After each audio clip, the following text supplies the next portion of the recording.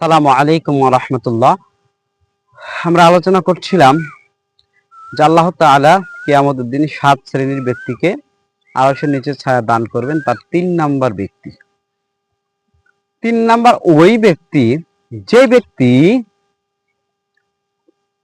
যে তার অন্তরটা মসজিদের সঙ্গে ঝুলন্ত, এটা বলে। কিন্তু আসলে কি তার অন্তর কোনোদিন মসজিদের সাথে ঝুলন্ত হয়? এর অর্থ কি? এর অর্থ হলো ওই ব্যক্তি সালাত আদায় করবে, এক ওয়াক্ত সালাত আদায় করলো, মসজিদ থেকে বের হওয়ার পর সে শুধু মনে মনে পরিকল্পনা করতে থাকে, ভাবতে থাকে আবার কোন সময় যে সালাতের সময় হয়, আবার কোন সময় যে সালাতের সময় হয়, সালাতের আবার আসরের আজান কখন দিবে, জোহর পড়ে গেছে আসরের আজান কখন দিবে, একটা ভাবতে থাকে।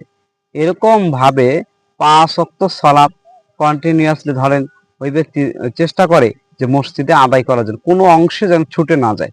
তো এই যে একটা মসজিদমুখী একটা তার হচ্ছে ধারণা বা ইমান, এরকম যেটাই বলেন না কেন, তো এইরকম ব্যক্তি যে ব্যক্তি, ওই ব্যক্তিকে আল্লাহ তাআলা ছায়া দান করবেন। এই এই 3 নাম্বার যে মানে পার্ট, এই 3 নাম্বার পার্ট থেকে আরেকটা বিষয় ফুটে ওঠে যে আপনি জামাতের সঙ্গে যে সালাত আদায় করার একটা গুরুত্ব ফুটে ওঠে। এই জন্যই সকলকেই বলবো যে যেহেতু রাসূলুল্লাহ সাল্লাল্লাহু আলাইহি ওয়াসাল্লাম এই কথা বলেছেন যে যে ব্যক্তির সম্পর্কটা মসজিদের সাথে হবে, তার অন্তর যদি মসজিদের সাথে ঝুলন্ত হয়, মসজিদমুখী হয়, তাহলে ওই এরকম হলে ওই ব্যক্তিকে কাল কিয়ামতের মাঠে আল্লাহ তাআলা আরশের নিচে ছায়া প্রদান করবেন।